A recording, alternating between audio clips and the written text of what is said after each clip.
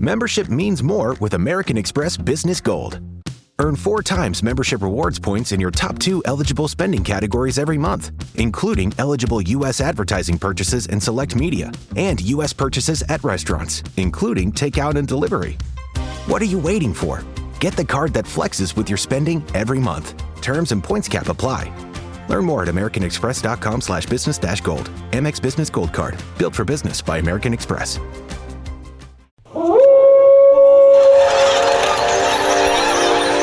News team, assemble!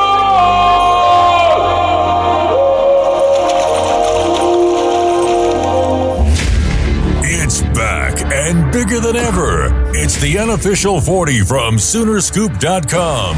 Now, here's the entire Sooner Scoop crew. Carey, Josh, Eddie, and George. All right, welcome back. It is the Unofficial 40 podcast right here at Soonerscoop.com, where fall camp is going on, preseason camp is going on. Welcome in, and we got the whole crew with us. Josh is here as well. I didn't see a dog here today, George, so I'm assuming Finn is getting along with the new member of the family. Yes, we have adopted a second dachshund, and his name is Scoops. Josh, you've had like 3 dogs at times, haven't you? I've done it once. It was a nightmare, and I would never do it again. But you have 2 all the time. Thanks for the confidence boost. You always have 2, though, right? Mm-hmm. And that's not a nightmare. Always have 2. No. Two's easy. Two's awesome. They entertain each other. 3 is just a pain in the ass because it's I don't know. Like 1 is just inevitably going to do something you don't want them to do. They never sleep at the same time. It's bullshit. Yeah, with dachshunds, they're yappy animals. And this one we just adopted isn't, but Finn definitely is a barker. But you have to tell people the name and the whole thing about the one you had just adopted. Well, I said Scoops. Oh, okay. Scoops, but you didn't name it Scoops. No. We was already named Scoops, and we rescued him from a local place. And he's 10 months old, and he's great. He's a sweetheart, very nice. But Finn, our dog that Aaron's had for 4 years, and I've obviously, I guess, became his dad a few weeks ago. He is very territorial, and he is very protective of his space and his people. And so I don't think he likes Scoops right now, and it's going to take some time to get him to like Scoops. So we're working on it. And you said that you heard that Dachshunds are particularly a certain way with that? Yeah, they're just very... they like to be the only child, I think, in a lot of ways. Now, this other dog that we adopted is also a dachshund, so we think that eventually Finn will get along with him. But we introduced him, yesterday or the other day or whatever it was, and Finn was not the happiest, I would say. Josh, did you know that they let Finn? He is, it's non-binary. He's a non-binary dog. Now, I will say, George, like that is completely normal. And same situation. Tiffany had a dog when we met, we were dating. And when we got married, like Carey was talking about, we brought another puppy home that was our 3rd dog, which again, don't do that part. But when we brought him home, Sydney was the name of Tiffany's black lab. She would literally turn her back to Tiffany for like a week. Like if Tiffany walked in the room, she would turn around and not look at her. Like she was pissed about bringing this other dog home. So that was but those 2 ended up being like best friends. They died within like 6 months of each other because one was so sad about losing the other one. So that is sad end of that story, but like it'll heal itself. Yeah, we're hopeful. And today, actually this morning, they were a lot better. And Finn was a lot better. So I think it's just going to take him some time to get used to it. But he definitely has been growling at Scoops a bit. Will you tell what Finn did the first time you took them out? Yes. This was like your adoption This walk is when we something? went to go... Yeah, so we went to go do like a meet and greet to meet Scoops for the first time because we had like filled out an application and all that. And so we go and meet his foster parents, and they were like, yeah, maybe take him on like a little walk around. And we're at like a brewery in Oklahoma City, and it's got like an outdoor patio. And they're like, yeah, go take him on on a walk around the brewery or whatever, like that might be good for them to get to know each other.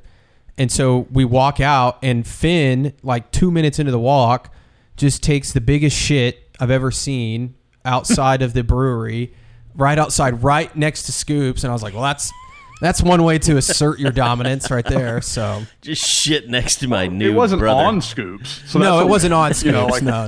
Yeah, that's a victory.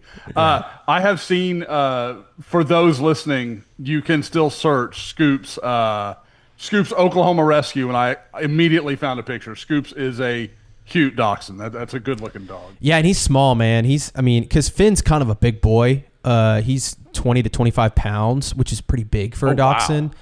And Scoops is probably no more than 10 pounds right now. So he's tiny. I mean, you can pick him up like a feather. So now, George, are you a little dog guy? Like I am, like fine, but like I've always been big. You dog, married like into a this big dog person. Yeah, I married into this because I've always been a big dog person. We grew up with labs, and my parents have a German Shepherd Anatoly mix, and she's huge. Oh, wow. Eddie's met Nala. She is a big dog.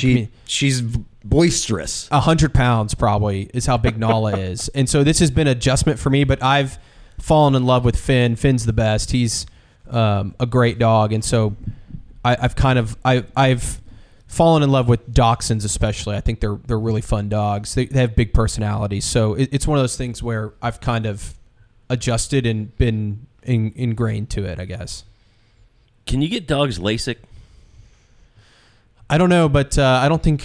Well, Scoops might need it. He maybe just runs around into things. Maybe Enjoy can start that service for LASIK for like rescued dogs. Possibly. If only we could have known that, maybe Michael Vick never would have happened. When the Thunder rolls, LASIK strikes. Oklahoma City brought home the title. Now it's your turn to score big with LASIK at Enjoy Vision for $20.25 per eye. Schedule your free consultation and seal the deal with LASIK. All you got to do to schedule a consultation, just go to enjoyvision.com. That is the letter NJOY, vision.com. This is where you LASIK. All right. Also want to tell you guys about Cody Drug. Cody Drug RX, great sponsors of the pod. If you're looking for more energy, if you want better focus, then give Will a call. If you want to sleep better, give Will a call. Go check him out on Instagram too, Cody Drug RX. Drop him a little note. Say you're a scooper if you want, and he will take care of you.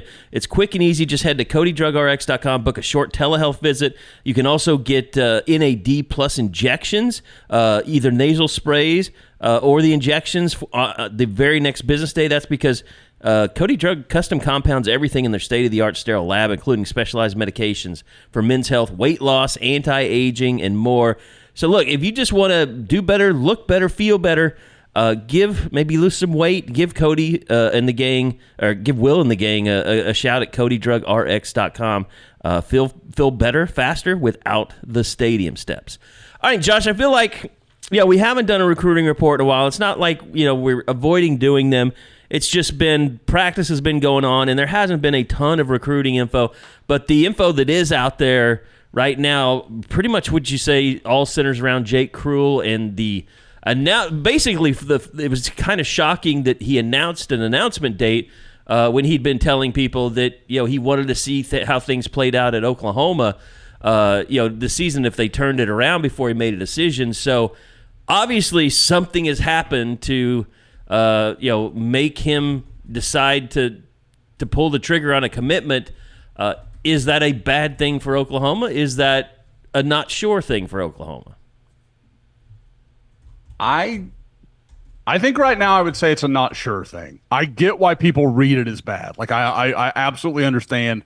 Talking to people though, like I don't get the feeling that OU thinks there's been any big change here. Like I don't think that's like there's been no like, oh, he's not, responding or like that. There hasn't been that feel to anybody I've talked to. So I kind of wondered if this was something where Jake was like, yeah, I want to take my time. I want to do some things. And then it was just like, I don't need to do that. Like I'm kind of done with this. I mean, I think it's pretty clear Jake's not the guy that loves all of this. Now he still, to his credit, like partakes. He does interviews. He is around. I talked to him after his official visit. We've had plenty of communication, but I don't think he's a guy that just relishes this moment. And frankly, by this point, not many seniors do. So I think it was just kind of like, what else do I need to see? What am I going to see on any of these trips? The thing that I go back to, and it kind of ties into one of the other stories, Elijah Golden is set to announce on Saturday. For anybody wondering, I'll save a lot of drama. I really think that's going to be Notre Dame. We talked about that in Woke yesterday. If you're not signed up, you should be. You could have heard a lot of this, more than 24 hours ago. But what I'll say is kind of like Elijah Golden. When he changed his date, everybody said, oh, Oklahoma, like this is real. This changes everything. And I don't think it really changed anything. Like, I think he was leaning to Notre Dame. He took a little time, thought about his decision, and just said, I'm good. Like, I think I'm going to go to Notre Dame. And that's, again, he hasn't said that, but that's exactly what I expect to happen on Saturday. With Jake, I think everybody's just doing the opposite. And I know OU fans are so beaten down right now. Everything just gets seen as, a glass half empty.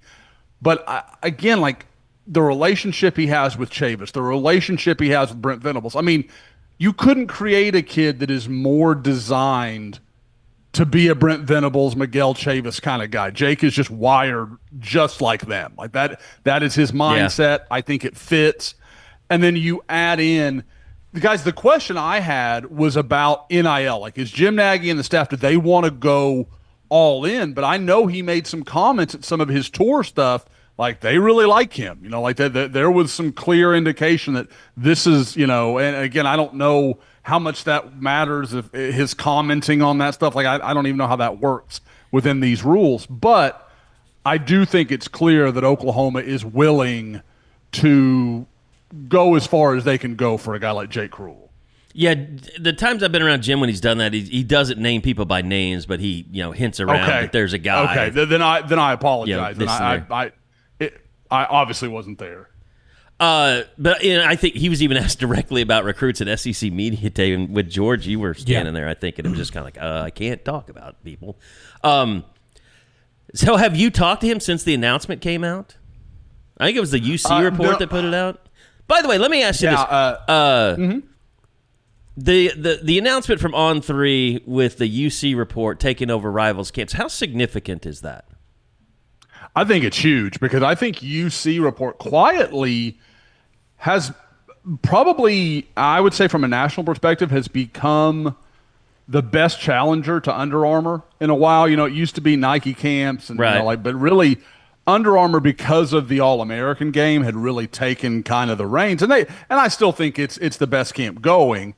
But what's interesting about this is those have kind of been tied together because the UC report used to, there was all the connection, because Billy Tucker and those guys and their longtime association with ESPN, they had a lot of, affiliation with the Under Armour. Well, now the UC report also this week announced they're going to work with the Navy Bowl in San Antonio. So, like, there's a lot of, like, okay, let's see where this goes. But I think those guys do an outstanding job of building they get in early. Like, they find guys before anybody else is talking about them. They've got big time guys in the in the sophomore class, the junior class. They're not afraid to invite really talented freshmen. But Cooper Hackett as a freshman, they're like, yeah, sure, we'll get him to camp. Like, that's no problem. So I think that is, some camps were slow to acknowledge that. They were still trying to bring in the best seniors, which was never going to happen. And even juniors now can be hard. So I like that you kind of get to see them early on at some of the UC stuff. Do you think now that you do commit so early and you're, in some cases you may be getting paid already, that maybe the NIL people can step in and say, if you don't need to go play in that, you could get hurt. Like, is that going on? Oh, 100%. And, and that's the thing, is there actually is a leg to stand on. Because, Carey, you and I used to hear that stuff 10 years ago. Schools not wanting kids the coaches would be like, why don't you sit out, But the kids were like, man, I want to go play on national TV for the first time in my life. Yeah, I'm going, that kind of deal. But now it's like, you could cost yourself $250,000. Oh, okay, maybe I'm not that interested anymore. And I think that's why you've seen now you've got juniors playing in the All-American game, and it's started to change. Gosh, Bo Bentley last year was one of the first juniors ever to play in the Navy All-American game. So I think that is absolutely part of the equation, and you're starting to see that more and more. And you wonder, with some of these offers you've seen, guys. Perfect example. I know there's been a lot of Cooper Hackett buzz, and we can talk about that if we want to, but it's not just Cooper Hackett that Texas Tech is creating problems for. Texas Tech is probably going to land a commitment from the number one player in the Rivals rankings in the class of 2027, a guy named LaDamian Guyton, out of Georgia, I believe. It's Georgia, Alabama. For some reason, I'm getting crossed up in my head right now. They are, and you wonder, with stuff like that, does that even prevent juniors from being like, because whatever he's getting to pick, a kid from the southeast of Southeast to pick Texas Tech over Tennessee, Georgia, and I think Florida State are his other three finalists. That never happens. So Tech is rolling out a serious wad of cash, and if they're doing that, I wonder how much they do lean on him, or in Tech's case, is it worth it to have him go and be like, man, just wear your Tech shit everywhere. Just be our guy. It's amazing. And to me, Josh, I don't know, Eddie, if you wanted to jump in. No, that's just amazing. It's amazing to be that. I think we're past the point of Joey McGuire's a great recruiter, all that. It's they're paying him a shit ton of money. Let's be honest about it. Well, it's like Cody Campbell comes out. He's like, this is not sustainable. Continues to be unsustainable. It's just I didn't know, how people were going to approach it. Were they going to keep offering all this money until somebody tells them no? But Texas Tech clearly is. I guess I've kept wondering too, does winning matter? Is this a big year? Somebody asked me the other day if Joey McGuire is going to be the head coach if they're not able to get this thing at least to the Big 12 championship, I would imagine. I don't know what Cody Campbell would do. I assume they have a really good relationship, Cody Campbell and Joey McGuire. It's wild to me that Texas Tech is kind of at that forefront right now. Eddie, if you're in charge of Sooner Scoop and someone comes in here and you give them all this stuff and they're just not any good, on camera, and you're paying him, let's say, $70,000 a year, you're going to be like, I got to go get somebody better. I'd only hire good people. Well, I think everybody thought Joey McGuire was a good hire. He still might be. They were probably closer last year than people realize, even though things kind of started off sideways to begin the year. And Josh, with all this stuff, unseen consequences, you always wonder what they're going to be.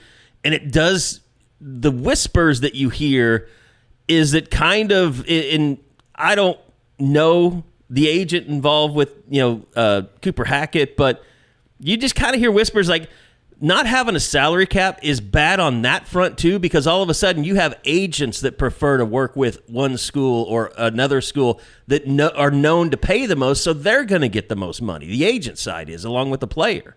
So it's almost like you have another entity pushing these kids to certain schools. Well, and this is one of those things that we talk about all the stuff that the NCAA can't regulate.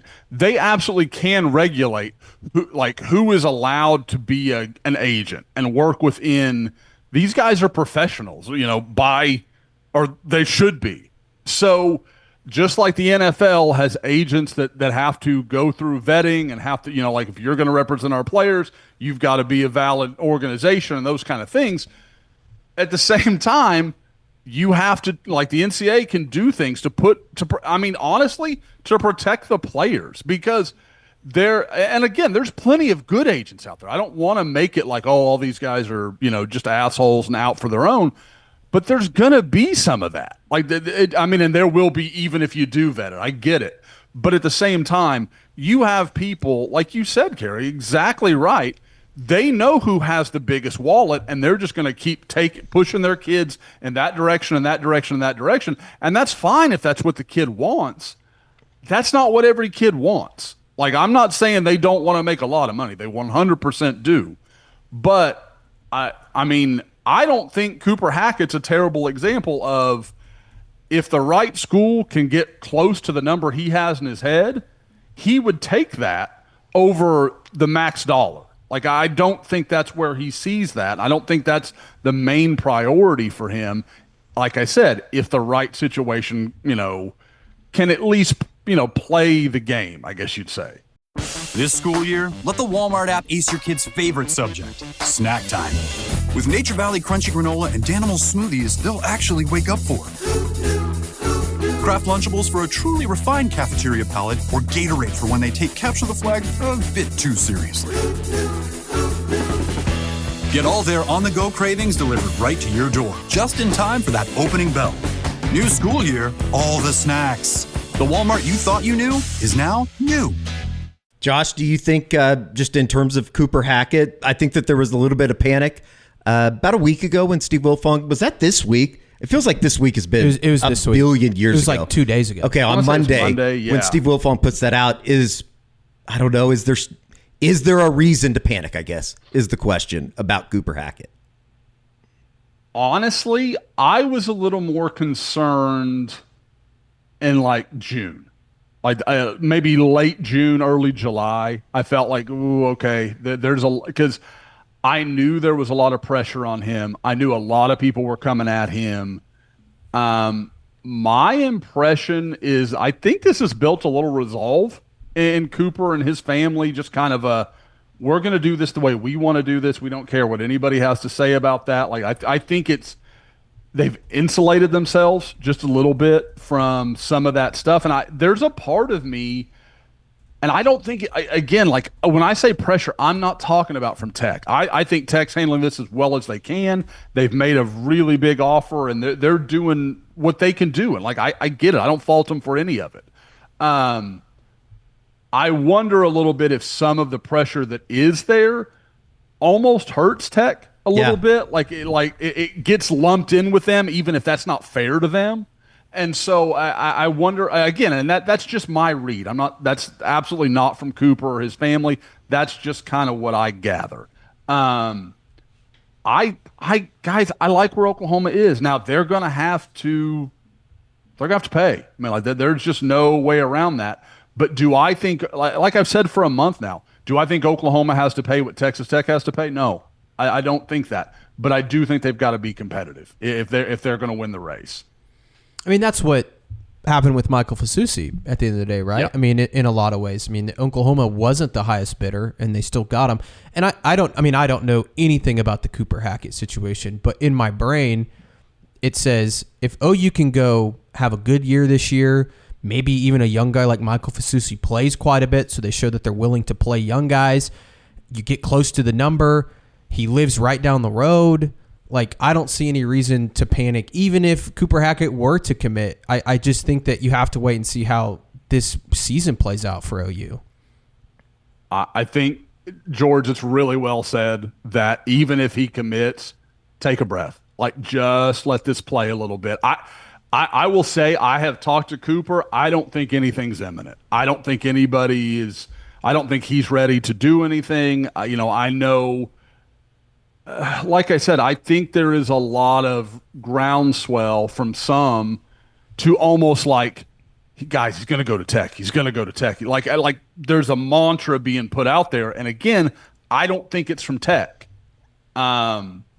I think Tech knows they're in a fight. I think they can win, and they can. Like that's absolutely in the cards. But I think there's a lot of like background communication going on. But when I talk to people around Fort Gibson, and like I said, to Cooper himself, other people, I just don't get the feeling that they're in any rush to do anything. Well, and like I said, if you have a true salary cap, then it prevents that from happening regardless of what qualifications an agent has. So, yeah, and I know they're not there. And, even as you're talking about this, I'm looking up NIL Go deals and how many are going through, and there's still not a lot of recent information. Like you just said, it seems like this week the Monday was a month ago. So there's so much information that we're putting out there right now and so many shows we're doing. It's like, how come everybody else doesn't put out as much information? Like, I want to know now. So it's crazy. Okay, so Josh, anything else to keep an eye on recruiting wise in the weeks to come? Well, I mentioned Elijah Golden. The other two, I would say right now there's like 4 prominent targets for Oklahoma. I think it's going to be 3 after Saturday. We'll see what. I guess I don't know if we even said it. Jake Kreul set to announce on August 12th, next Tuesday. Yep. So, I think the other two names to watch, Davian Gross. I still feel like Oklahoma's right where they want to be. It's just this feels like one of those classic stories of just having trouble telling everybody no. Like I keep hearing, oh, it's there. Like he's about to do it, and then Baylor gets on the phone or Houston gets on the phone, and and he's got relationships with these guys, and it's hard to say no. So I think that is something that Oklahoma's fighting, and they're being patient about it. So again, I don't think anything's really changed there. I think it's just a matter of you got to kind of stay the course. The other is Teron Richardson, the big defensive lineman that we haven't talked a lot about lately from Virginia. He has announced he's going to commit on August 26th. That was a story our guy Chad Simmons had earlier this week. I kind of think I like where Oklahoma is right now. Now, in the story, I think he said something like, yeah, the NIL stuff's starting to get pretty real. You're starting to see schools kind of get more serious about their offers and a little more crystallized with their numbers and those kind of things. So there's that variable that can play out. But I think if he picked today, I think it would be Oklahoma. So I think that is a good starting point. We'll have to watch it, and it'll be something to cover as we head into that. That'll be obviously the opening game week, but that'd be a big win. He's not a guy that's really highly ranked, but I like him on tape. He's a big physical body, kind of reminds me of like a Marcus Strong type of player, and that like maybe a couple years from now you really could have something. But he's going to need a little time to develop. Virginia Tech, Syracuse, Maryland, Penn State, the other four teams. Penn State, I think that'd be the automatic. Okay, they're probably a pretty serious candidate. I think they could be. I don't know how locked in. I mean, he took an official visit, so I think Penn State is an option if he really wanted it. I get the impression that neither he nor Penn State felt like they hit all the right notes. Like it just kind of wasn't a perfect fit.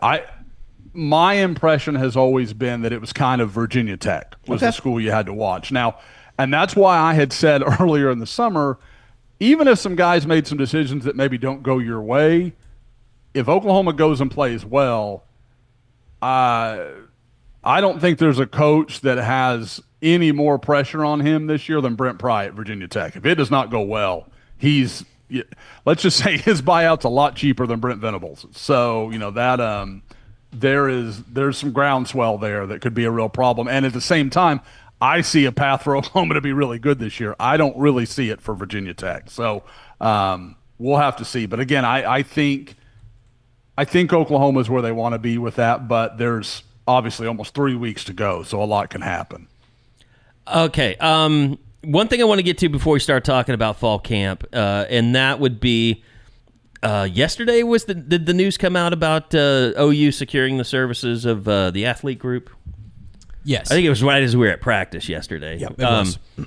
And this is very interesting. And the statement was released that the establishment of a 12-member search committee representing key stakeholders across the university community led by Randall Stevenson, the athlete group has been retained to assist the committee in the administration search process for OU's next director of athletics. And George, obviously this means that this is a football hire that they're making. I mean, I'm sure the athlete group can go and look at other things, but to find executives in sports, and that's probably more accurate, but I don't know. The more I've said on this the last 24 hours, I think this is probably the person that's going to hire Randall Stevenson or replace him in the role that he's in where he's making the big decisions. Do you feel that way? I think Randall Stevenson's still going to be involved. Are you saying you think Randall would step away? I'm saying, I don't know, step away is the right word, but someone pass off some of the duties. Pass off a lot of the duties that he's having because he is retired. I mean, I think I know what you mean. Yeah, I mean, I don't really know. I have no idea what to expect. I mean, I maybe think it's two people they're going to hire. Maybe it's someone to oversee. I think that it would be the other athletic events. Maybe, but I think maybe you hire like a deputy athletic director, and that would just be replacing somebody like if Larry Nafee were to retire, which I would assume he might with Joe Castiglione retiring. So I think he'll hire some of his own staff, sort of like Jim Nagy has. But I do think that it'll be. I mean, look, the university isn't dumb. They know that the football program has to succeed, and bringing in somebody like Jake Ferguson from the athlete group to kind of lead this thing, I think makes a lot of sense. I still think it's going to be some sort of a outside hire. Like, it won't be like, I don't know, maybe it will be. I just don't think it'll be an athletic director from like another school. Like, maybe they go and poach someone. No, I don't think it will be. I mean, no, I said yesterday maybe like somebody from the NFL, Maybe somebody from the Thunder. I mean, maybe somebody under Sam Presti that I could see it definitely be a professional sports background, or even like a marketing and sports background, something like that. By the way, I think you said Jake Ferguson, but Jake Rosenberg. Jake right? Rosenberg, that's what I meant. I don't know why Ferguson. He plays for the Cowboys. I just pulled a Carey. Wow, shit. This is worrisome. You're getting names mixed up. You're calling yourself a father when you have a dog. It's interesting to me. It's all been noted. Guys, did you see Sam Spiegelman's story on Jerry Outhouse yesterday? No. And that he's going to visit Oklahoma for the Michigan game. Carey, over under on the times you or I'll even own it myself, call him Stackhouse.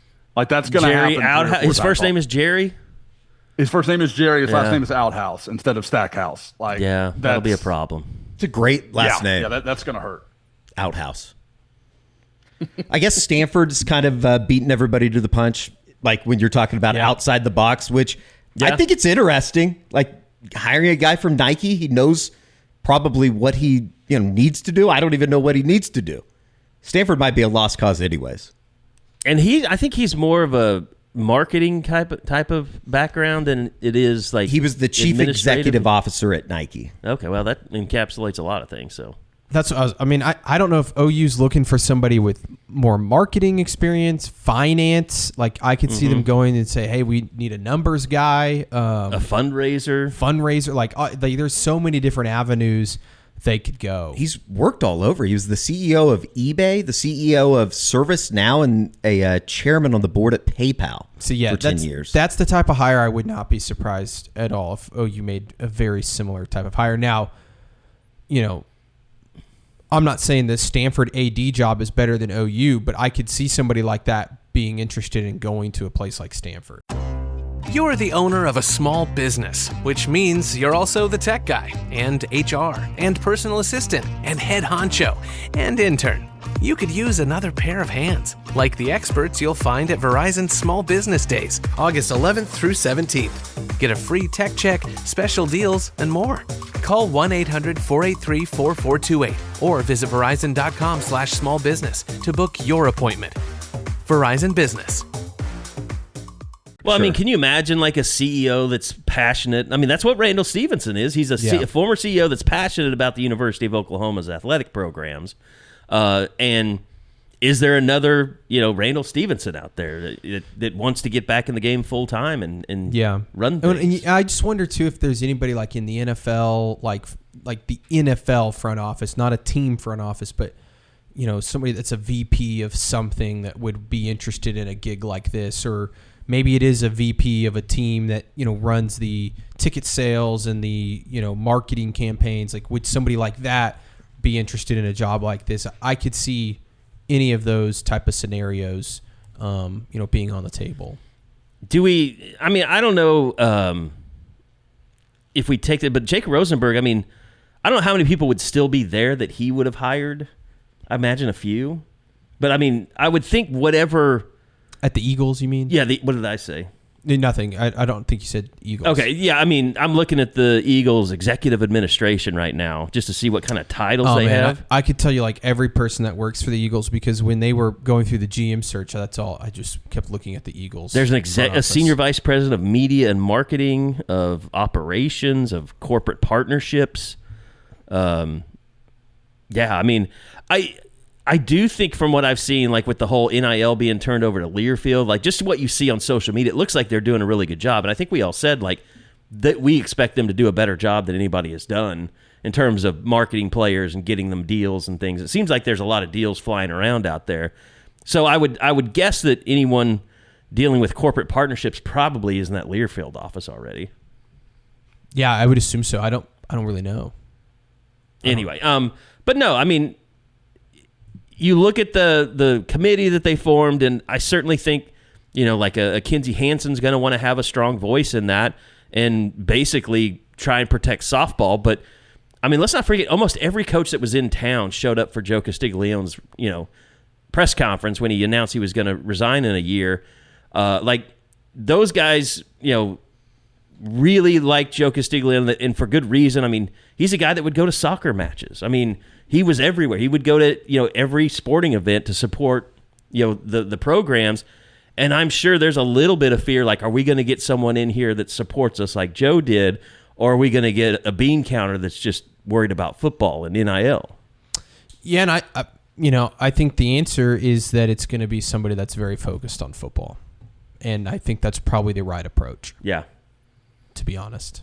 And that doesn't mean I that think the other our sports... message board would say the exact same thing, Josh. Yeah, and I don't think that means that they're not going to just not pay attention to other sports. I think they will. But, I think that they have to have football, at the front of mind when making a hire like this. Yeah.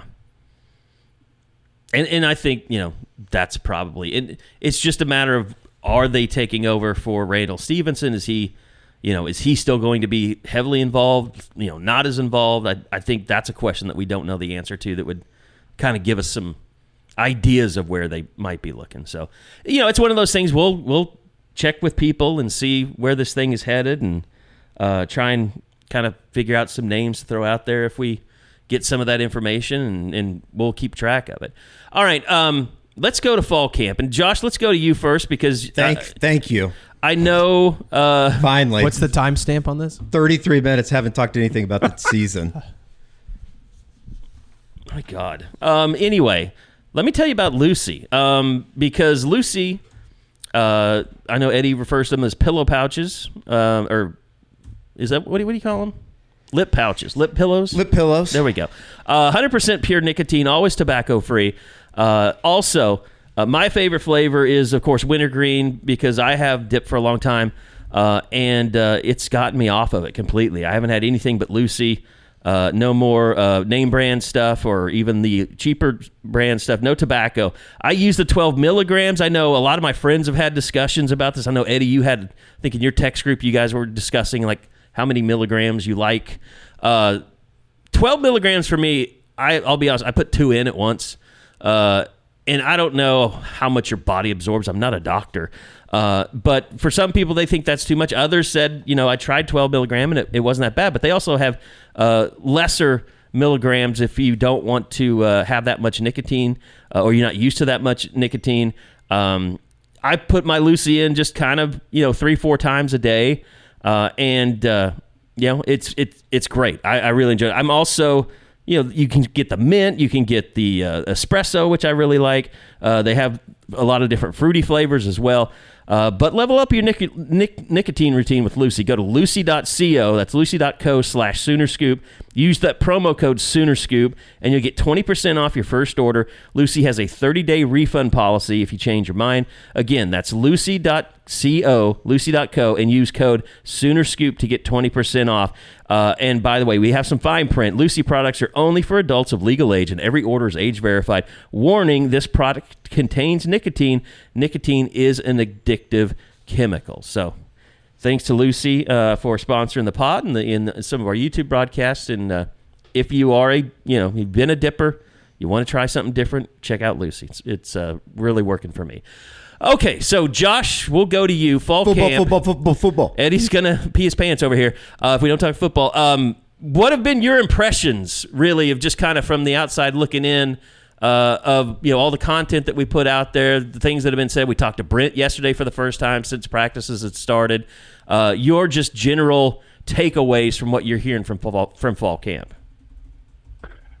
Well, first off, shameless plug. The content has been crazy, guys. You have been rolling out stuff like mad. So well done to everybody. You're Bob here late included last as night. well. So yeah, you guys are doing some work. But no, I would say for me, the thing that I come away with is I have the same question at corner who the hell is it going to be?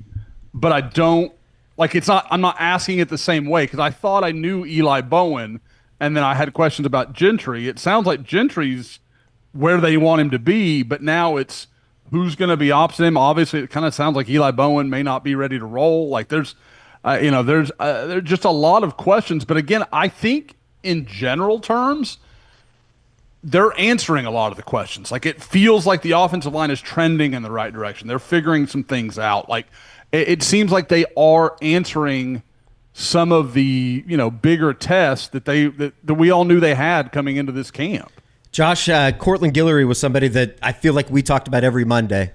We'd come back, we'd get the clip of him doing something on a Friday night. Have you been surprised just how quickly he's been able to acclimate himself? And did you know that he was kind of such a star in front of the bike? I thought he was great yesterday, talking to us with the media. He was awesome. He's really good to talk to. The one time I put him on mic was at Under Armour in Houston last year, and he was really good. Like, and he had done. I think I was like his fourth interview because it was just that media scrum they do, Eddie, after Under Armour. Yeah, and so he'd done a bunch of them, but he was great to talk to. The thing I like, if you would have told me, like, and I know George commented in the show last night. If you'd have told me he was going to add that much mass to his body, I would have said, yeah, that's possible. He looks great. He was just so long and skinny. And then I saw him yesterday and like, Jesus, he looks like a junior. Like it's crazy what he's done to his body in a really short amount of time. But with that length, and Eddie, that was something we talked about. When we would talk about all the stuff he was doing, coaches love a guy like that. Like he was making plays on special teams. He was doing stuff at quarterback. Like Klein Oak was doing everything they could to put the ball in his hands. And now, while that's not what Oklahoma's going to do, that tells you that he's that kind of guy that just like you want, like kind of like Brent was saying about Reggie Powers. Get that dude on the field. Like good things happen if he's on the field. Yeah, I think probably Reggie Powers. I mean, we were talking a lot about that in the office. We did the practice report that's up today. I can't remember Brent just coming out and kind of, I don't know, glazing a guy that really hasn't done anything. Well, it's exciting. I'm excited for Reggie Powers and Michael Boganowski. I will say, people are not going to like this. He did that a lot with Bauer Sharp last year, where he would just come out and like talk about him. We're like, we don't even know who Bauer Sharp is. Is it bad if I take it a little bit more seriously if it's on the defensive side? No. I think you're right. I will say there's a lot of people on the board that are like, does this mean Peyton Bowen sucks? I don't think it's that Peyton Bowen's not playing well in camp. I think Reggie Powers is just making a ton of plays. We had a private conversation. Bowen was in rehab yesterday. He was running Peyton Bowen was running the rehab. No, he wasn't. Stuff. Yeah, he was. He was out there. Was he? Practicing. Yeah, he was practicing. We got video of him yesterday. I got pictures of him doing rehab stuff. You might be thinking of Trinae Washington's the other 22. Yeah, and he was doing rehab. Damn it. Okay, George. 1-1. Yeah, there you go. We're tied. We're even. Josh, if we ever get into this contest, shoot us both in the face. That means that things have gone really off the rails. It was freaking it was miserable yesterday. And compared to Monday? Monday was miserable. I don't know. I was hurting yesterday. I had a bad shirt on. That was my problem. With the rain, I didn't have my poncho on. Sunday, it was miserable out there. Also, the offense is always wearing red, and the defense is always wearing white. I know this. Let's have that conversation. We've had this privately, just talking about Peyton Bowen, another name that we thought was going to be a kind of a big role this year. What's Jacoby Johnson up to this fall here through 16? I think he's in the same category as Peyton So it's not Bowen. necessarily bad. No. I think that they love Davon Jordan. I think Davon Jordan is performing very well, and so is Cortland Guillory. And so I think their names come up the most. I think Jacoby Johnson is still going to play quite a bit. Start? I don't know if he'll start, but I think they're going to rotate a lot at corner, and I think that they're also preparing for the idea that, like, is Gentry going to make it through the whole season? Yeah.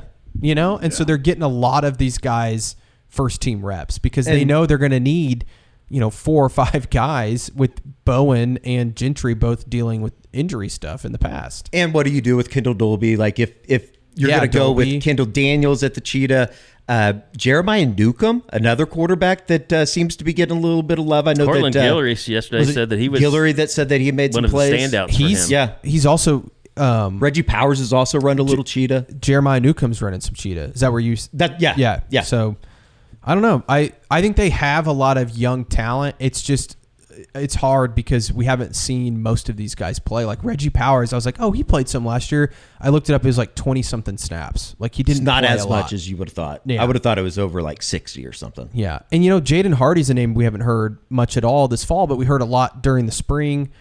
We hadn't heard much about Boganowski until Brent said his name yesterday and kind of raved about him. So I think they just really like the young guys.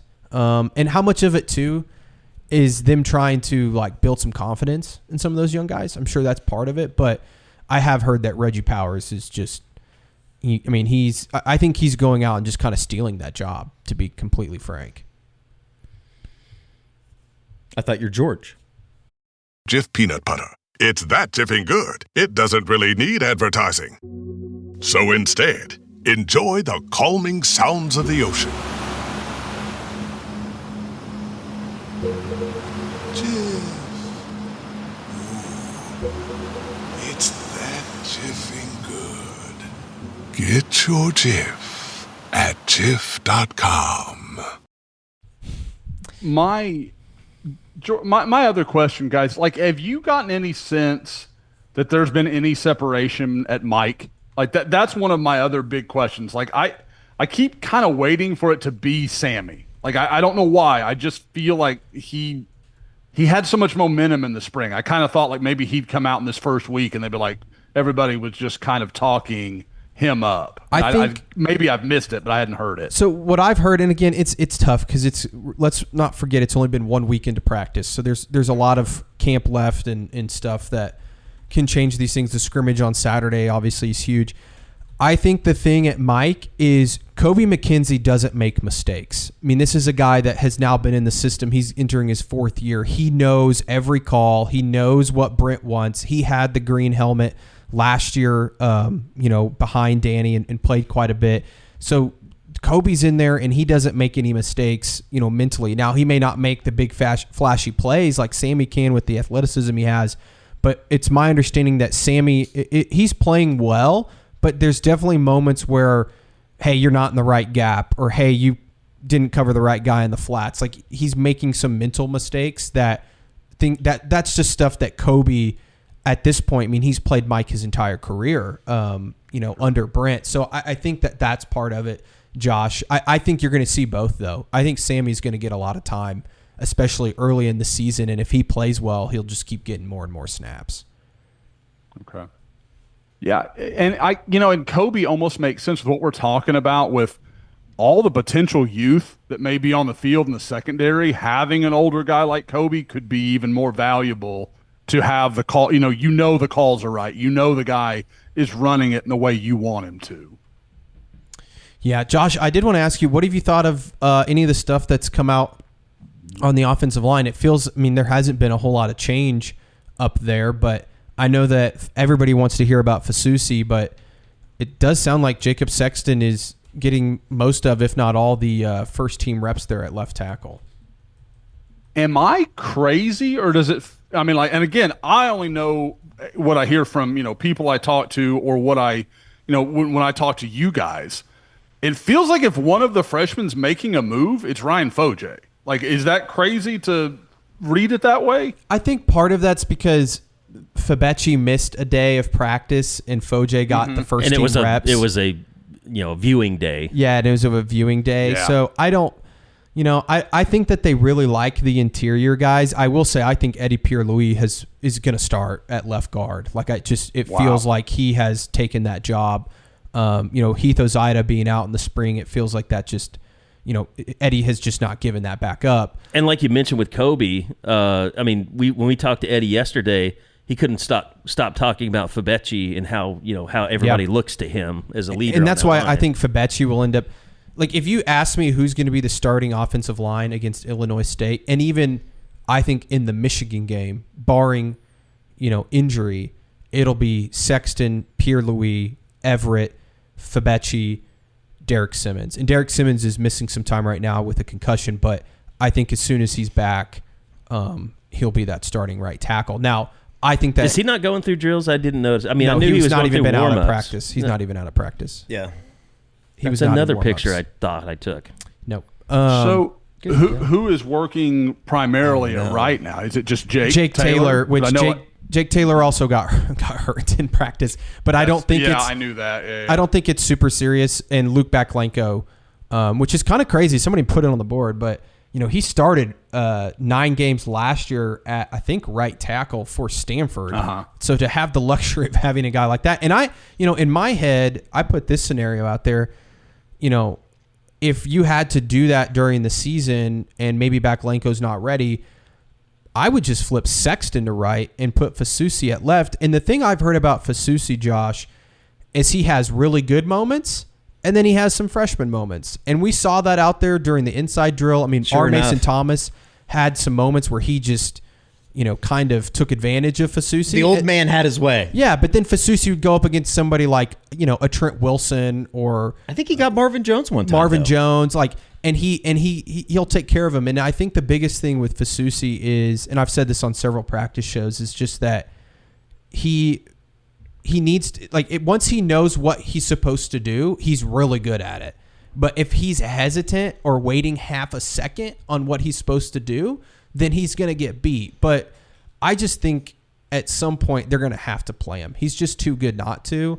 And I don't think that's any shot at a Jacob Sexton, who I think is a solid football player. The potential's just, the ceiling's just higher, I think, with Fasusi, and it's just a matter of time. It's just early in camp, and I think that, because I saw somebody say, well, why don't they just flip Fasusi to right with these guys going down? I think that they don't want to put too much on Mike's plate right now in terms of learning multiple spots. I just don't think that that's an option right now. If they were going to move somebody left or right, I'd like it to see it be Logan Howland. If for no other reason, then that could be an answer next year. That could be your combo next year when both Sexton and Simmons are gone. So get him some reps over there, see what that looks like. But again, we haven't heard Howland's name a ton. I was just thinking that. It's the same with Ozida, and I think some I've of it, seen him out there. I swear. Heath? Yeah. Well, they've both been out there. They're definitely out there. Yeah, they're out there. Can confirm. I'm seeing ghosts. Carey needs to get on a roster with. I need to get to my camera to start looking at pictures. I'm so distraught right now. 69 kind of looks like 66 sometimes. It probably was 66. But Derek has the 69. biggest tattoo that I've ever seen a person have on his bicep. I think I saw 66 in the. I do that a lot with. No, you saw 69. Michaela is 69. I do that a lot with 0 and 8 with Jaden Ott and Taylor Tatum, because they're both kind of light-skinned guys. It's hard to tell. I will sometimes. say this: Michaela is a big old dude, but I mean, we know Derek Simmons is a big old dude, but Michaela is a lot bigger than I thought. Just 100%. He's tall. 100%. And even Baklenko has really good size to him. Yeah. I think Luke. I looks thought the part. Baklenko would be like a 6'3" kind of squatty guy, but he's long. They certainly have. They definitely have more depth. Every time you look over there, and again, they've had a couple injuries. Nothing that I don't think should hold these guys out very long. But they have a good amount of experience. When you talk about Michaela and Baklenko, again, I know it was at Stanford, but they're both guys that started last year for a quote unquote Power 4 program, and then you have some of the young freshmen that are pushing guys. You feel, and then even like I said, Logan Howland and Heath Ozida are two guys that at the end of last season we were like, they've got something in these two guys. Yeah. Well, and also what we haven't really mentioned is Troy Everett's put on a lot of good weight. Yeah. I mean, you look at him from when he messed up his knee in spring 2 years ago. He's transformed into kind of he's got big tree trunk legs now. His chest is bigger.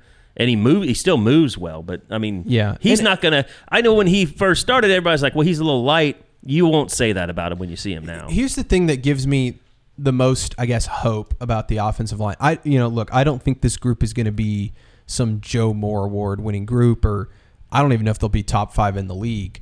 But I do think they have a coordinator in Ben Arbuckle that will understand their weaknesses, know what they can and cannot do, and tailor the offense to that. And that's something that last year we talked a lot about. It's like, the offensive line's not very good. Do some different stuff to avoid, and some of it you just can't, last year is so bad at times, there's nothing you could do. But I do think that there is some of that with this group where we're hearing things about the offense in fall camp that we just didn't hear a year ago. And it's not that they're just lighting the world on fire, but they're certainly having days where people are like, yeah, the offense won today. Like, they were the better group. And that's stuff we did not hear a year ago. And you know what Arbuckle has? He has someone on that staff that what you're talking about, tailoring your offense to your personnel, and Kevin Wilson that's as good as anybody I've ever seen do that. I mean, you go back to 2008, 2007, 2008. Like 2007, they had a young quarterback in Sam Bradford, a lot of drop back. He was very accurate. They threw the ball down the field a lot. And then they realized, well, he's also really smart, so we can run up-tempo. And they went up-tempo, no huddle, and scored like 50 points in like an NCAA record. I can't remember if it was 9 straight games, 10 straight games, something like that. I think it was 9. And then when Sam Bradford got hurt and Landry Jones was the quarterback, he was like, okay, well, this guy can't run that stuff, so we're going to go 5 wide, empty sets, and we're just going to let – this guy has a good arm. We're just going to let him throw it all over the place. So – I mean, he's going to be able to look at this stuff and work with Ben Arbuckle, and you've seen them out on the field talking. I mean, and I know Kevin is very involved in things behind the scenes, and at least with the offensive line.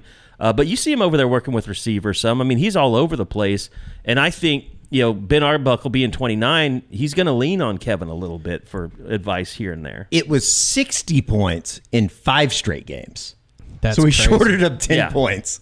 Basically revolutionized offense. 62 against Nebraska, 66 against A&M, 65 in the jump around game against Tech, 61 1 week later, or a couple weeks later against Oklahoma State, and then I guess it would have been the next week if it's consecutive. And you think about it, like 62 against Missouri. The best receiver on that team was Joaquin Iglesias. Yeah, I loved Joaquin. Or I guess you could, would the out be Jermaine Gresham?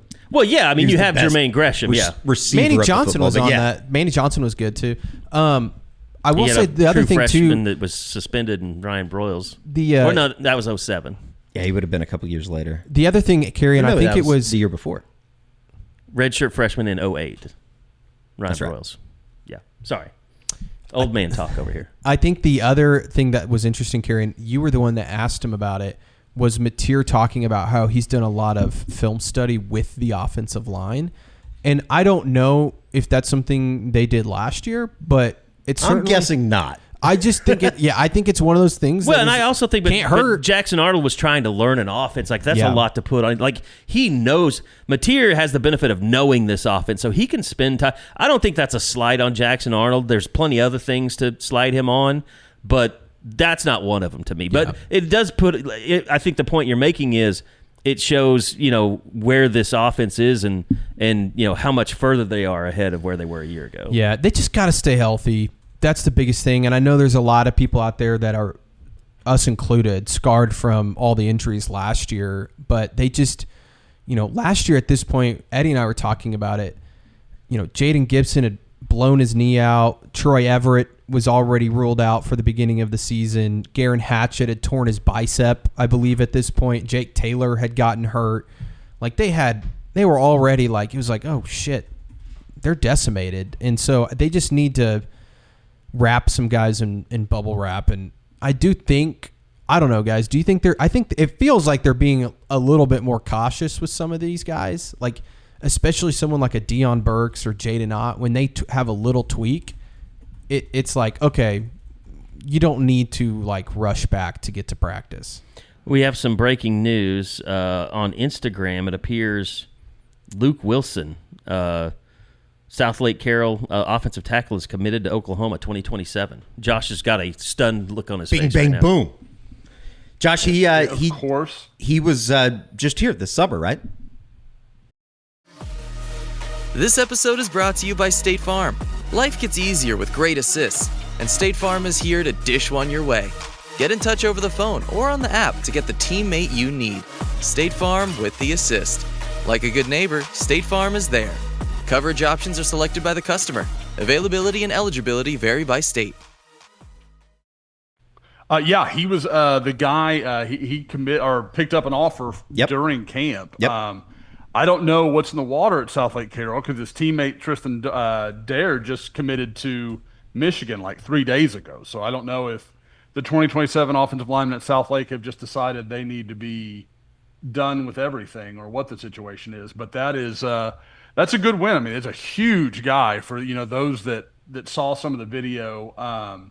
Just a massive mountain of a guy. Our guy Harry talked to him, and talking to Harry as well as kind of just going over that article, like he was gushing about working with Bill Bedenbaugh and that opportunity. And you hear so many guys say that it's kind of tough to know when it's that real, but that's obviously a big win for Oklahoma at a huge program, and is now their current first commitment in the class of 2027 after Zane Rowe was a longtime pledge that backed away.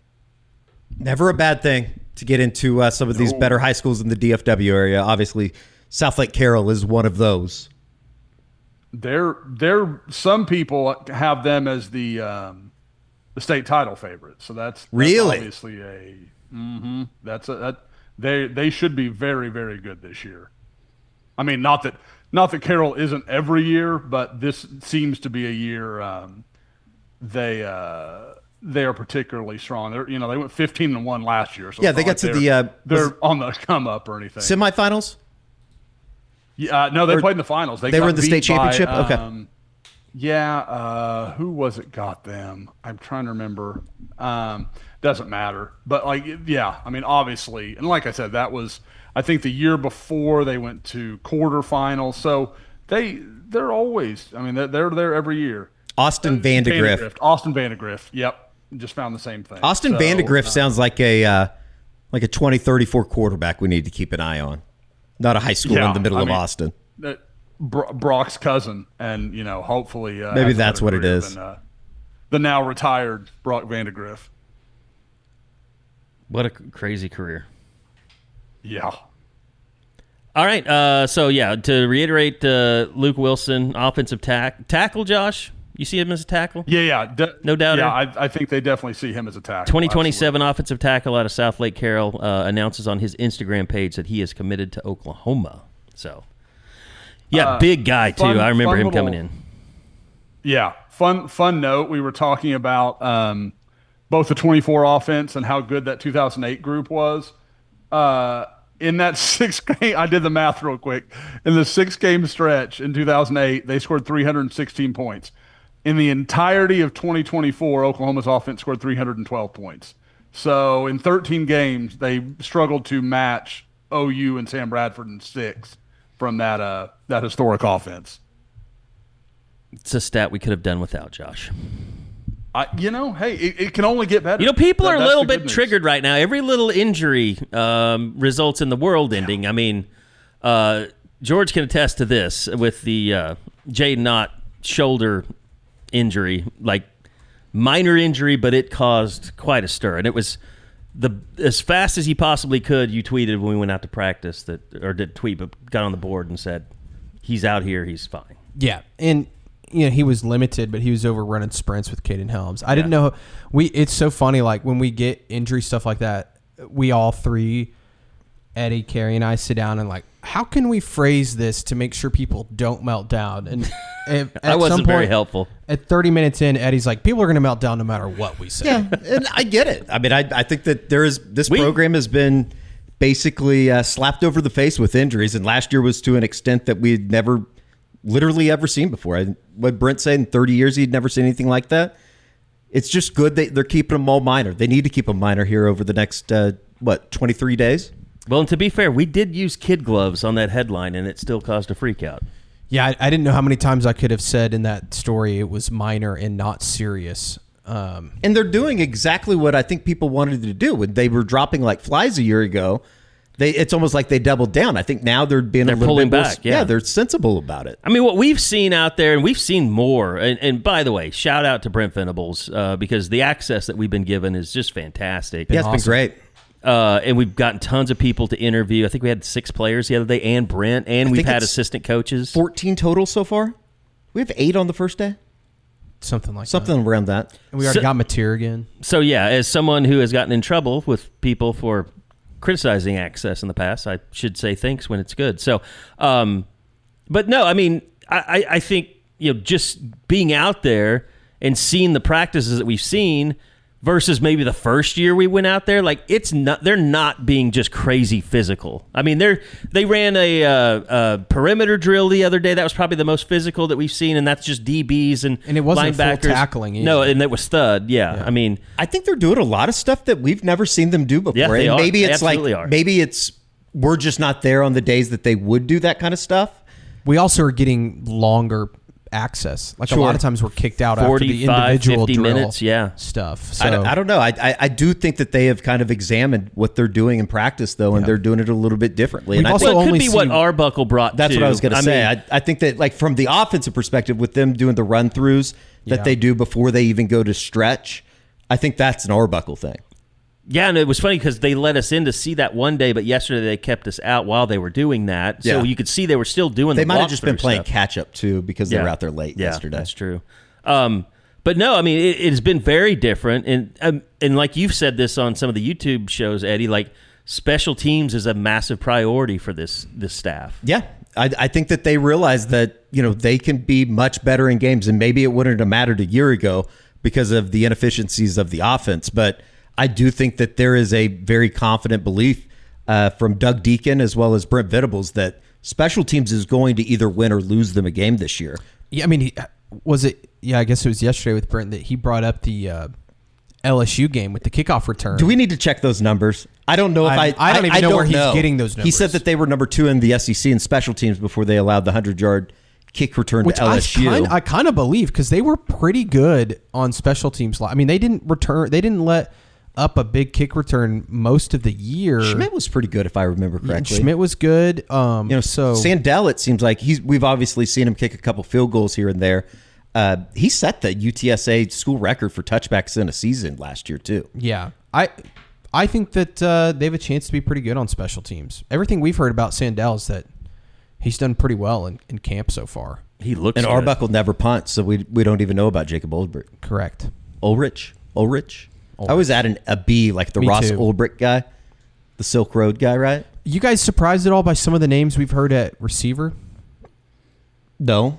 I mean, I would just say surprised to the fact that, no one was talking that much about Keontez Lewis, coming into camp, and now everybody's talking about him. It's like we talked about on the practice report yesterday. I just don't know, is it a good thing, A, that it's just all of the guys that we've heard plus Zion Kearney, or that we talked about when they were brought in during the portal season? Or is it, is there really some good talent in there that can be depended on, that can be counted on once SEC play comes? Here's the thing, and this is how I feel about quarterbacks, and I felt a long time, and this goes back to all the quarterbacks that I've seen at OU. Really good quarterbacks, it's like we were talking about Sam Bradford's best receiver being Joaquin Iglesias. Like, they make receivers Their players better. It's cliche, but it's true. Baker had really good players, and they're all in the NFL. He had Mark Andrews and I think the same could go for offensive coordinator. Because that's what I've heard from camp too, is that there's times where a guy's just running wide open, and a lot of times it's an Isaiah Satania or a Keontez the ability Lewis. to see that. The ability to see it, but also the design of the play. Yeah. I mean, how many times last year was there guys just running open for Oklahoma? It was never. That was never happening. Yeah. So I think that, the combination of, like you said, a really good quarterback for sure, and also a really good offensive coordinator that can get guys open. I do think, though, that, like, you think about some of the guys they brought in, Isaiah Satania and Keontez Lewis have played a lot of college football. Mm-hmm. I mean, Satania played in the SEC last year and was productive. Keontez Lewis started his career at UCLA, played at Wisconsin, was at Southern Illinois last year, was super productive at that lower level. Like, he's played a ton of college football. Deion Burks, even going back to his days at Purdue. Like, these are guys that have played some college football. So I do think that they, like, whereas last year they were turning to guys like Zion Reagans and Zion Kearney, Ivan Carrion, Jacob Jordan, like guys that hadn't played a ton of just simply football. weren't ready. They got forced into that. Joaquin Iglesias had 1,150 yards in 2008. Gresham had 950. Manuel Johnson had 714. And Burrows he had more than I thought, 687. Yeah, I mean, Quentin Chaney had 504 yards of receiving in 2008. And that's crazy. That's the thing is you need, and I keep saying this. Most is of like, that was probably the Fiesta Bowl. You need 3 to 4, maybe 5 guys that are really dependable at receiver, and I think that Oklahoma, again, barring injury, should have that in some of these guys. I don't know if they don't have like a Biletnikoff winner, I don't think, but I do think that they have a solid enough group of guys that can make some plays for them. And we still don't know anything like truly about Deion Burks, just as a player. I mean, we do, but we don't. Yeah, I mean, I think maybe their best guy, this may be going out on a limb, broke his leg back in the spring. Like, I still think Giovanni Gibson is going to be a contributor in some way if he comes back healthy. You know who I would give the lowest odds besides Deion Burks and Giovanni Gibson to lead the team in receiving yards? To lead the team? Well, yes. To be the guy? Yeah, to be the guy. If it weren't going to be Burks or Giovanni Gibson. I mean, Elijah Thomas? No. Countess Lewis? Isaiah Satania. Yeah, I mean, I could see that. Okay, yeah. I think that he is, we've heard and people have talked about what a great route runner he is. He's very consistent. And I think that from what I've seen and the way, even the offseason stuff where Mateer is working with those guys, he's throwing to spots that people aren't even at. And if he has someone that is a really good route runner, I think that you're going to see him not just have success with him, but rely on him. Like when it's 3rd and 8 and he knows someone needs to be exactly where he's going to throw the ball, I think he'll develop a relationship with Satania as the season goes on. I could see that. I don't think that's a crazy take at all. And that's the thing is that there's like 3 or 4 guys that I think you could convince me. And I also had somebody ask me. I think Giovanni Gibson, if he's healthy, he will be the leading receiver. Yeah.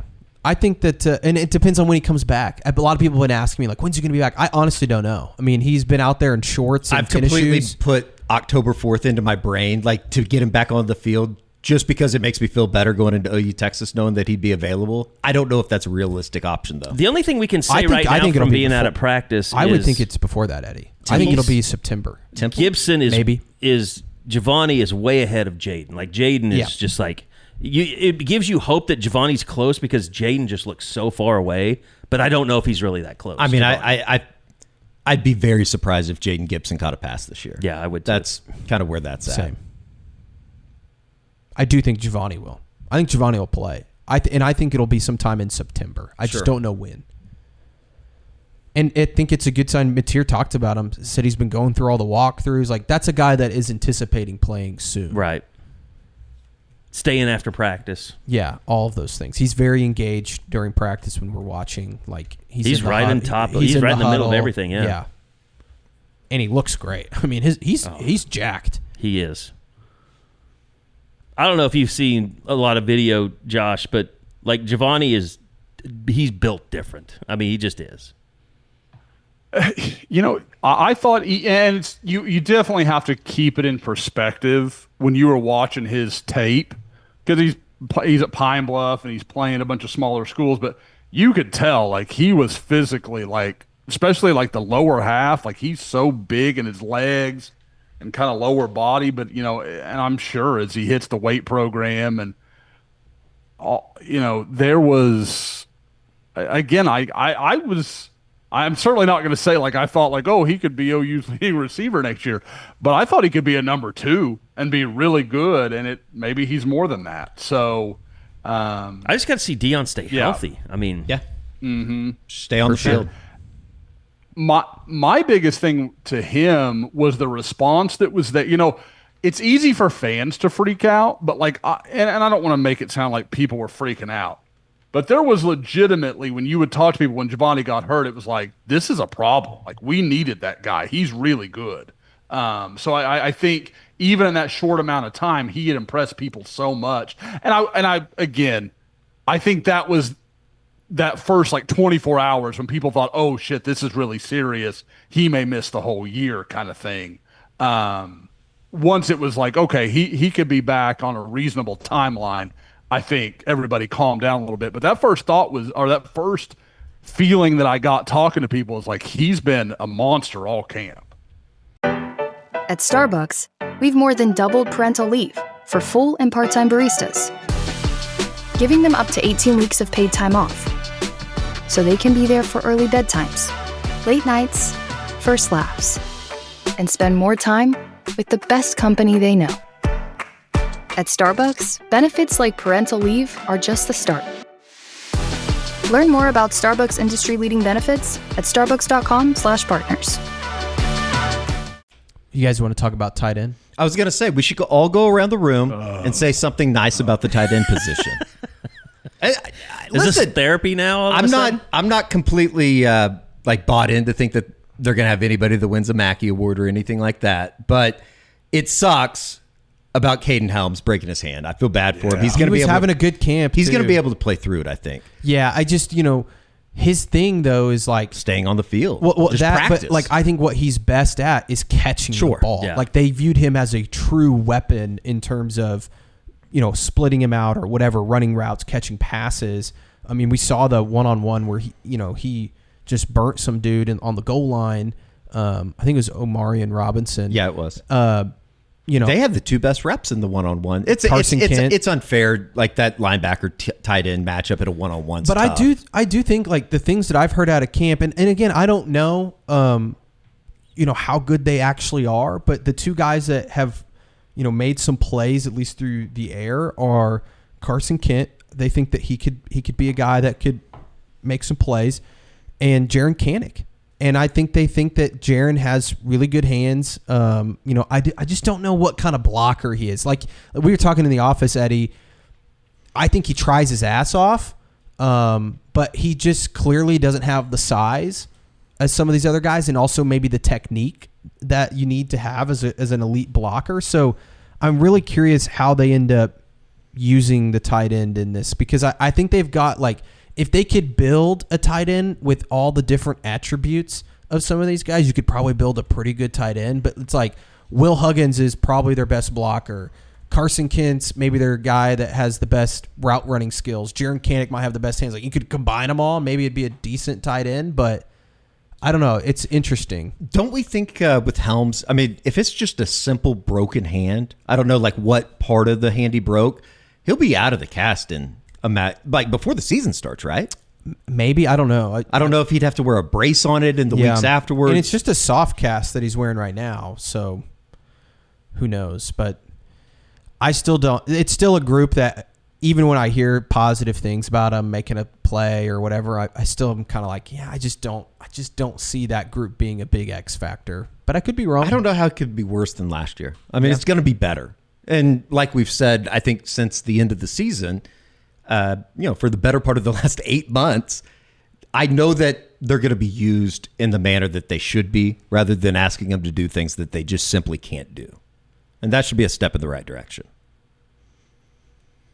That is I think people are going to see, the numbers aren't big, or they're not going to be in 12 personnel all the time. That's because that's just not like. And people will be like, and they'll be mad about it, or, why aren't they throwing to the tight end, whatever. Guys, do you really want to see those guys get catches that could go to Deion Burks or carries that could go to Jaden Ott? No, that's just not the way this team's going to be built. And I think, it's nice, and I know we harp on this particular thing all the time, to know that Jaren Kanak or Carson Kent or whoever the hell it's going to be is not going to be left one-on-one with Dylan Stewart or, Colin Simmons at Texas. Like, they're not going to put them in situations like that because it's an insane thing to do, and it's just going to go badly. So I think that's the thing, as much as anything else, that I think OU fans should take solace in offensively. It may not always be perfect. It's not always going to be, 2017 or 2008 or whoever we're talking about. But it's not going to be deplorable because they're not going to do dumb things that could be avoided. Let me ask you guys this. A week into camp, has your opinion changed on this team? Like, do you feel better or worse about I certainly don't feel worse. I just don't. I'm at the point where it's kind of like I was telling you guys yesterday after getting back from practice. You can just kind of feel that it's like, damn, they still have 3 more weeks basically until we actually are able to see it. I do think that, like, when you look at the defensive end room and you hear Miguel Chavis talk about some of those guys, I'm excited about it. I'm really excited about the prospects of what a Mateer and Jaden Ott, Javonte Barnes can be. Yeah. But is that offensive line is it going to really truly be better to give them an opportunity to go win 9-10 games this year? I don't know. Yeah. The one I'm thing optimistic for sure. The one thing I feel better, and this is just a me thing, like I was like, okay, how's this defense going to be, really good again? I see enough out there, just the way they're running around and the types of bodies they have, like the defensive end especially. Like, I feel like the defense is going to be pretty good, like maybe even really good. I think it also adds in when we go out there and you think back to like guys that I think we all respected, Nicole Kublik talking about they could be one of the best defensive line groups in the country, and it's like, okay, like, is that what that looks like? If it is, that looks pretty damn good. And a lot of that depends on David Stone to me. Well, and they got to get Grayson Halton back on the field. Sure. He hasn't practiced yet, and he's been out there. He just hasn't been participating full contact. And I think it's a hamstring, and those can take some time. So, like, I think that the goal would be to play week 1, but who knows, man? Like, those, you got to ramp that back up. I know Marcus Strong's been out there running. He, I think, had a meniscus issue like a month or so ago. I can't remember when, but they're hoping to get him back. But they've kind of had to throw like a Trent Wilson and Nigel Smith into the fire. Trent Wilson's getting a lot of reps. Yeah. It's kind of like Owen Heineke's getting a lot of reps at linebacker. Shout out, my guy. I think he's going to play. Look, man, he's a key special teams player, has been the last couple of years for them. But I also think that, like, with the youth they have at that position, they trust Owen to go in there and at least know what to do. And I think obviously I'm biased. My brother played with him at Bishop Kelly, but he's a hell of an athlete, man. He really is. I mean, if you're capable of walking on and getting a spot on a Division I football team, you're a good athlete. Yeah. I doubt we see a ton of him, though. I don't want people to be like, oh, he's going to play a lot. Like, he'll be on special teams and... Yeah, but I do think for them to be a really, really good defense, got to figure out what's going on with Eli Bowen, and you got to get Grayson Halton back. I mean, and you got to get, you got to have Taylor Wine be the guy that everybody's talking him up to be. I see it on the boards. I know we even talk about it, but the Adepoju situation, like, he's just got to show something. And we haven't really heard. I mean, people always say good things about him, but nobody's like, wow, PJ's really taken a step. I haven't heard that phrase with him. And he was limited at practice on Wednesday. Was he? Yeah. I did. Does it feel like the enthusiasm for him has shifted to Danny Okoye? Like, I think people have just given up on PJ. I think people have given up on PJ, and yeah, I don't know if that, because talking to Chavis, he certainly hasn't. It kind of seemed like he was. I don't know. Sometimes you read into this and it's completely wrong, but it almost seemed like when he was talking about Orr Mason coming off the ankle injuries and just really not having much of a chance 2 years ago, it kind of reminds me of what PJ went through a year ago. Yeah, but then PJ's hurt on Wednesday, and it's like, well, is he hurt though? I don't stop know. Using the H word. He was. I like banged up more. Okay, it makes me feel better. He was banged up on Wednesday, but the thing for me is I'm not worried about. We could talk about defensive end all day. I think guys will emerge. They have enough dudes in there that whether it's PJ or Danny Okoye or Taylor Wine, Marvin Jones. I mean, we Jones. never talk about Marvin Jones. Looks good to me. The question on defense looks heavier from spring is at corner. They need some of these young guys to be dudes, and then can Kendall Daniels be a guy? Because that's where it goes from like, okay, this defense is good to, oh shit, Kendall Daniels is a difference maker. And he's a little bit in that same group of, you got to go out and do it, because you turn on that Oklahoma State tape a year ago, and I know he played on a terrible defense. It did not look good. There's a lot of loaf out there. Yeah, and he's saying all the right things. Like, you listen to him yesterday after practice, you're like, oh, I can believe in this guy. Like, he's going to have a good year. But it's just, there's a lot of you got to show me.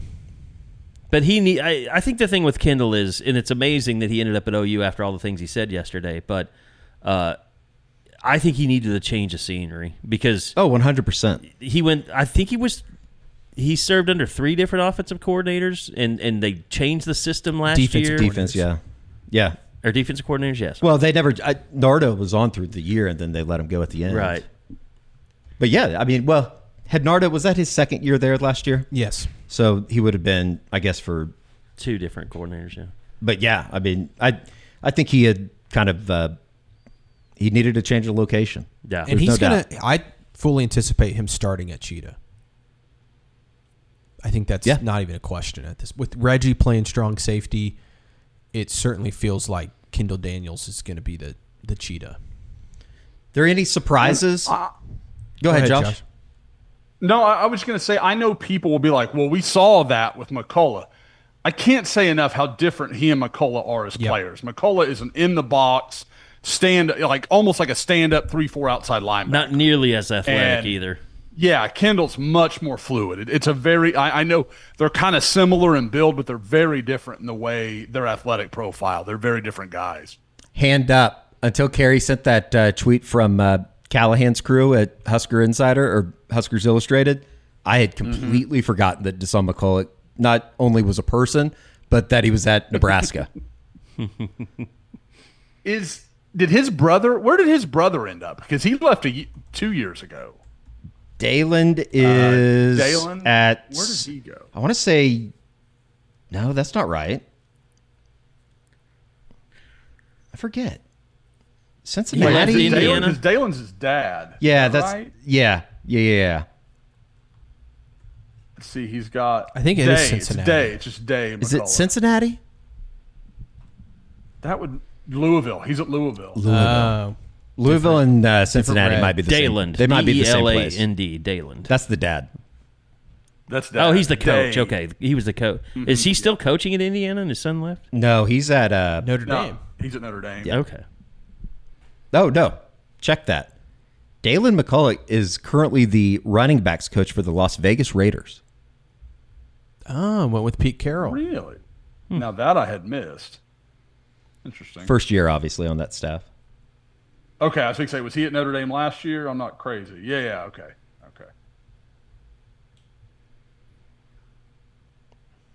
Okay. So we've established he's at Louisville? Yeah. Okay. Day is. Day, yeah. University of Louisville. Daeh. All right. Man, it's 30 days till Michigan. I don't even count Illinois State. Like 30 days. That's awfully disrespectful to the people of Normal, Illinois. I know. Well, I'll stop being disrespectful once we book a guest for game day preview. How about that? Is that a shot at me for not getting us a guest? No. I'm just saying. I know it's not going to be easy. It's Illinois State. I mean, we might have we'll find somebody. Somebody's always. I have into some ideas in mind for you after we get off the pod. We'll talk about I it. should have my cousin on. Is he crazy? No, but they lived in Normal. Oh, okay. They played at Southern Illinois, though. Home of State Farm, right? Yup. Yeah, they played at Southern Illinois for, what's his name? The guy that we love. He was at New Mexico State. Jerry Kill. Oh, Jerry Kill, yeah. Who? Coach Ben Nate Arbuckle, Dreiling. I think has a... Oh, Dreiling, right? Nate Dreiling. Okay, that's right. At New Mexico, or Utah, was he at Utah or I don't know. I've said enough wrong things I can today. see Carey's brain sometimes melt right in front of us. It's just we have a lot of stuff going on, and yes, It was New Mexico State. New Mexico State. All right, Josh. Any last thoughts before we get out of here? And I just collapsed into a puddle of old man. Well, as great as that visual is, no, I think we'll end it right there. That sounds like a perfect ending. Getting angry text from my radio boss right now. So, What'd you say? Wants us to get to our breaks on time, and we're not doing it apparently. So, all right, that's gonna do it. By the way, we got a big shout out from Spinozzi this morning. He loves the YouTube channel. He just discovered it. Spinozzi, where you been? He was on vacation. But that's also like maybe the most Spinozzi thing of all time. That he's just like, oh, this YouTube Trust thing. me, he gives 10-year-old movie reviews that he's just watched. So I thought that was going in a different direction. I thought he was going. Never mind. Does he give spoilers? You started with 10. Oh, God. Yeah, we better get Eddie's mind's working overtime while mine's shutting down. That's going to do it. No, but I was going to say, he gave us like a 15-minute commercial this morning. We gave a bunch of subs. But go to the YouTube page, subscribe. But most importantly, we do all this stuff because of our subscribers at Sooner Scoop. We couldn't do any of this stuff without the support from our subscribers. And we want you guys out there, if you haven't been, you've been listening to this podcast, you go support us, you cheap bastards, all right? It's just $1 for 7 days. That's probably not the way to gain subscribers, call them cheap bastards. But we call people poors all the time. Don't be a poor. Come subscribe to Sooner Scoop. Join in on the fun. We've got videos coming out more. Around the Corner will be coming out. And sign up for the newsletter. I mean, there's so many ways, to get content from us, but it's all possible because of our subscribers. So please go and sign up for just $1 and get on the action in fall camp because it's fast and furious. Okay, that's going to do it for us this week. We'll be back again next week. We'll try and get back on a Wednesday schedule here soon. I'm sorry we keep doing Thursdays, but would you rather have us going to practice or doing pods? We can do them both. We just got to do it a day late. But we'll get back on schedule soon. So thanks to everybody for listening. We'll see you right here next time on the Unofficial 40 podcast from Soonerscoop.com.